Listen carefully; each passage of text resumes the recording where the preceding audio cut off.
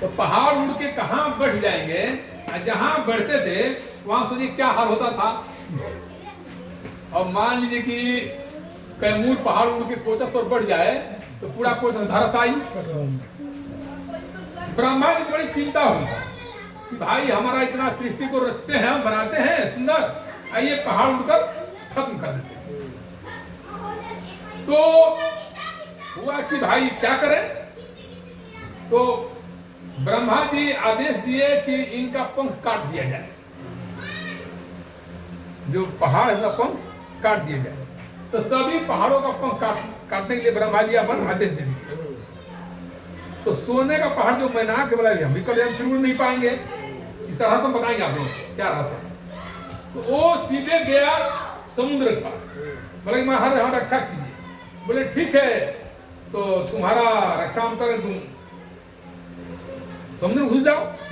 वो समुद्र में इंटर कर गया, सोने का पहाड़ समुद्र छिप गया।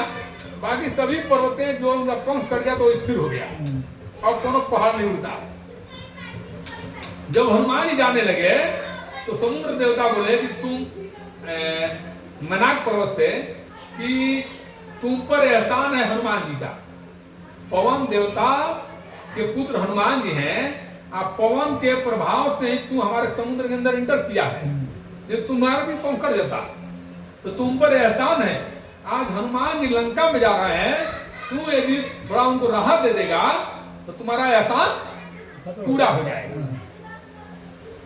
इसलिए मैनाक पर्वत हाजिर हो गए, एक प्रकट हो गए। एक तो ये बात है। दूसरी बात अध्यात्म में है कि जब भी आप काम करने चलते हैं, बड़ा काम करने चलते हैं, तो आपको पैसा मिलता है, पहले पैसा मिलेगा, यानी सोना मिलता है, मुद्रा मिलता है।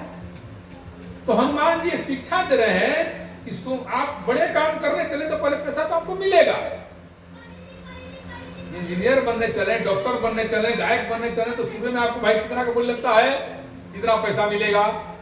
और उस पैसा के पास आप ठहर जाते हैं तो फिर आपका रास्ता रुक जाता है, आपका रास्ता रुक जाता है। इसलिए हनुमान जी क्या करते हैं कि मैनाक पर्वत को केवल छू देते हैं, स्पर्श करते हैं, कहते हैं हमारा यहाँ रुकना उचित नहीं है, हमारा काम लंबा है, हमको कोई थकान वकान नहीं है, बिना राम जी काज किए हमको हरासमेंट होइबे नहीं करेगा, थकान होइबे नहीं करेगा, विश्राम लेना ही नहीं है, इसलिए हमको जाना है। आप हमारे हिंदू समाज में भी ये दिखाया गया है कि आप बड़े काम करने चलते हैं तो पैसा मिला, वहां रुकिए मत, पैसा को छू के आगे बढ़ जाएंगे, रुक जाएंगे तो मेरा काम वहीं पर ठहर जाए। आगे बढ़ते हैं तो उनको मिलती है कौन, सुरसा। कौन मिलती है, सुरसा। सुरसा की कहानी लंबा है, देवताओं ने भेजा था, लेकिन सुरसा का है कि आपको प्रशंसा मिला। सुरसा माने प्रशंसा। आप जब पैसा को छोड़कर आगे बढ़ते हैं तो वही प्रशंसा तो होगा। और ये बाप रे इतना ठोक बादल बढ़िया है, पैसा छोड़, बाप रे बाप रे बाप रे बाप।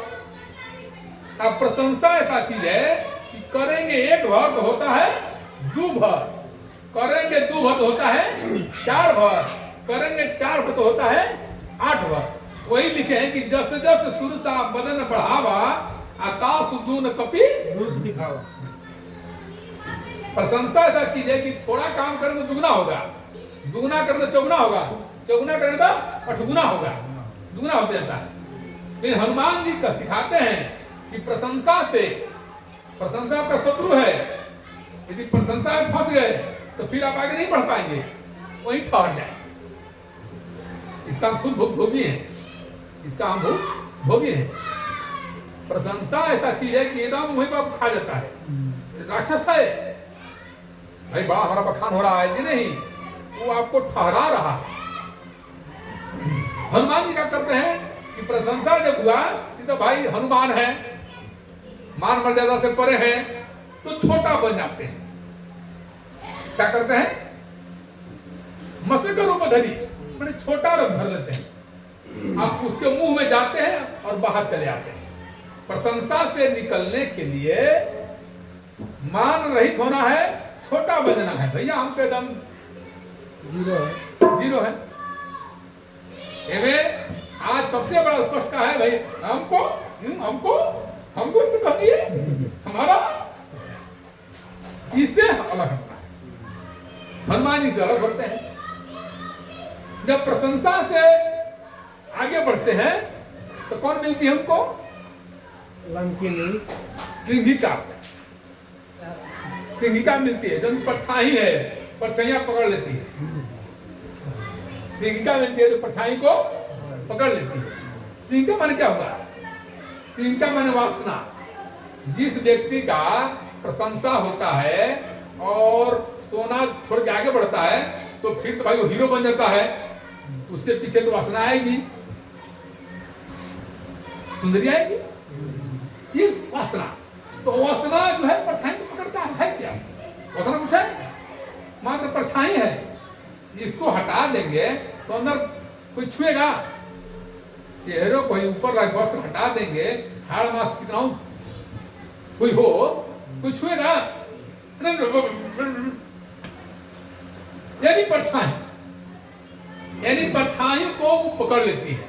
तो अपने याद रखिए सिंहिका तो परछाई को पकड़ती है। तो हनुमान जी वहां से उस परछाई को तोड़ के, यानी किसी व्यक्ति को जब आगे बढ़ना है तो 3 बाधा आएगा। पहला तो पैसा आएगा, दूसरा प्रशंसा आएगा, तीसरा वासना आएगा। तीनों को तोड़ देना है, यानी हनु को मान को हनु कर देना है, मान को हनु कर देना, हनन कर देना है। तब जाते हैं लंका में। तो लंका में जाते हैं तो सबसे छोटा रूप धरते हैं, मसक रूप धरी, मैंने अंतिम हम कुछ नहीं है भैया, एकदम छोटा है। छोटा रूप धर के लंका में प्रवेश करते हैं। तब तक भेंट होता है लंकिनी से। लंकिनी कौन है भाई?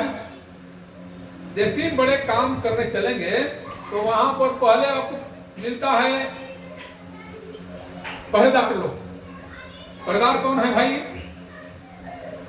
जैसे भी पहरेदार का ज्यादा होता, मालिक से बेसी आंच पहरेदार का होता है, द्वारपाल का। मालिक अच्छा से बोलेंगे, हीरा जी अच्छा से बोलेंगे, लेकिन जो वहां खड़ा रहेगा विशेषता दिखाएगा। वीडियो से मिलने जाएगा तो चपरासी दाढ़ी बाहर भगा देगा, मोदी से मिलने जाएगा तो पाल पहले भगा देगा, यानी लंकिनी। तो लंकिनी का है भाई, जैसे बालू, आप लोग देखें बालू, जेठ में सूर्य भगवान के प्रकाश से बालू इतना गर्म हो जाता है कि सूर्य भगवान को नहीं जलाएंगे, लेकिन बालू पैर को जला देता है। अच्छे अच्छे लोग आंच लेकर गर्म हो जाते हैं, यानी थोड़ा उनका अधिकार मिल जाता है तो बड़ा ऊपर हो जाते हैं। तो लंकिनी वही काम की। अरे कहां जा रहा है भाई? चोर कहां जा रहे हो? लंका में नहीं जानते हो? जितना लंका में घुसने वाले चोर हैं सब हमारा आहार होते हैं, हम इससे रक्षक हैं, पहरेदार हैं। हनुमान जी बोले तू पहरेदार है, हम इसके पहरेदार हैं। तब अब तुमको पहले मारेंगे। हनुमान जी बोले ठीक है, जब तुम सभी चोरों को खाती है, मारती है, तो सबसे बड़ा चोर को मारो। सबसे बड़ा चोर तो तुम हो। बोले हम कैसे बड़ा चोर हैं? अरे सबसे बड़ा चोर तो लंका का राजा है, जिसने किसी औरत को चुरा कर लेकर आया है।